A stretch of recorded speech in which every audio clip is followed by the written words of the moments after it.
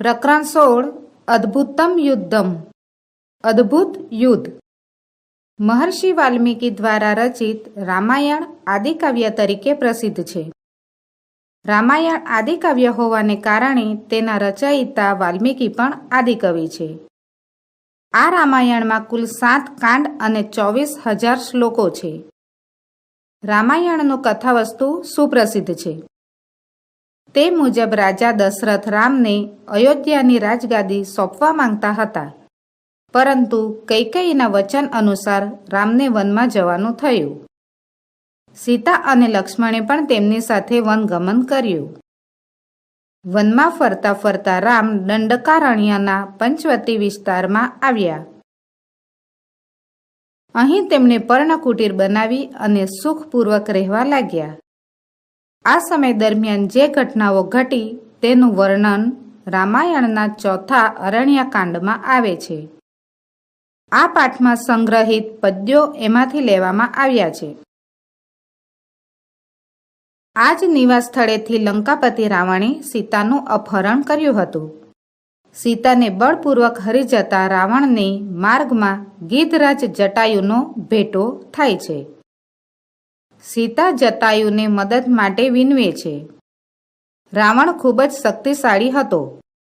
તેની પાસે ધનુષ્ય, બાણ, રથ વગેરે અનેક સાધનો હતા, જ્યારે જટાયુ પાસે તો માત્ર પોતાના શારીરિક અંગો જેવા કે ચાંચ, પાંખ અને નખ સિવાય બીજું કોઈ આયુધ ન હતું. પોતાની સીમિત અને રાવણની અસીમિત શક્તિઓને જાણતો હોવા છતાં તે રાવણને પડકારે છે અને તેને રોકવાનો ઉદ્યમ કરે છે. જો કે દુર્ભાગ્યે તેને સફળતા સાંપડતી નથી.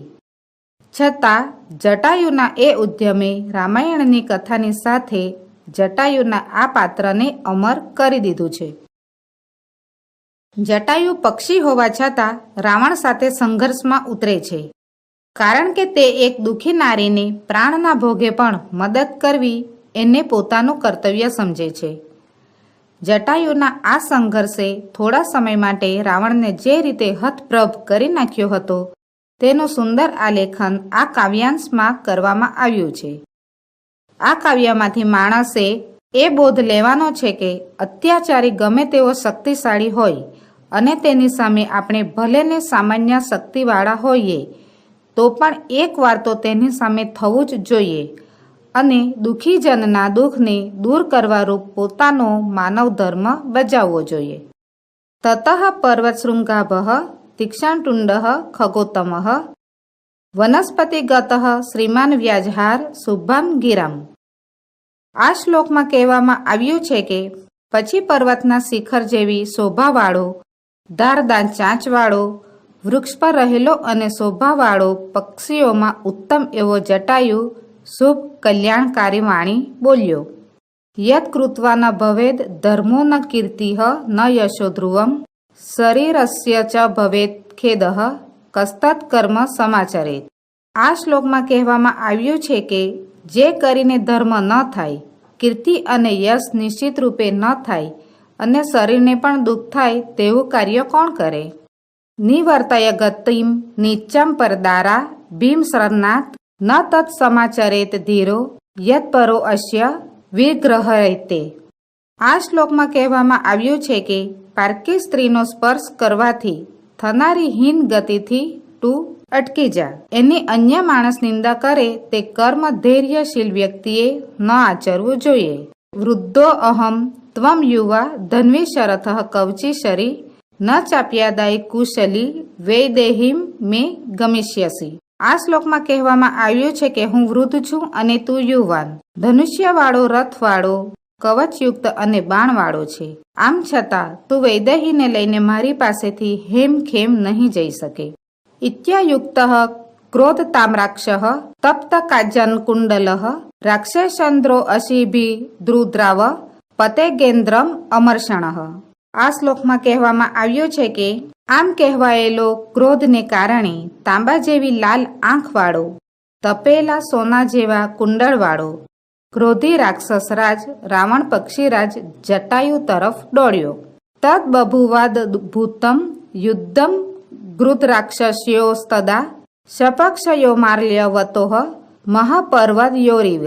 આ શ્લોકમાં કહેવામાં આવ્યું છે કે ત્યારે તે ગીધ અને રાવણનું પાંખો સાથેના 2 માલ્યવાન નામના મહાપર્વતોનું જાણે અદ્ભુત યુદ્ધ થયું.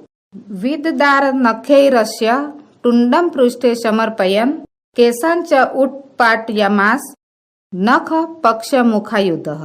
આ પંક્તિમાં કહેવામાં આવ્યું છે કે ચાંચને પીઠ ઉપર મારતા રહીને તેણે નખોથી ઉજરડા પાડ્યા. નખ, પાંખ અને ચાંચના શસ્ત્રવાળા પક્ષીરાજ જટાયુએ રાવણના વાળ ઉખાડી નાખ્યા. તતો અસ્ય સસરમ ચાપમ મુક્તામણિ વિભૂષિતમ શરણાભ્યામ મહાતેજા બબ્બજ પતગોત્તમઃ.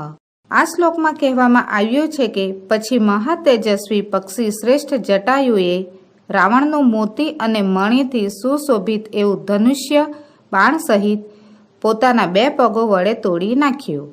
સભગ્ન ધન્વા વીરથો હતાશ્વ હતસારથિઃ હસ્તેનાદાય વૈદહીમ પપાત ભુવિ રાવણઃ.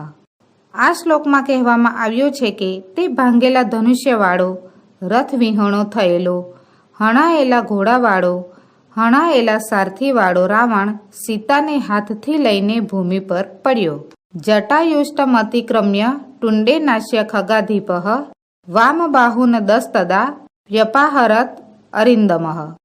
આ શ્લોકમાં કહેવામાં આવ્યું છે કે પક્ષીઓના રાજા શત્રુનું દમન કરનાર જટાયુએ ત્યારે રાવણ પર ચાંચ વડે હુમલો કરીને એના 10 ડાબા બાહુઓને ઉખાડી નાખ્યા.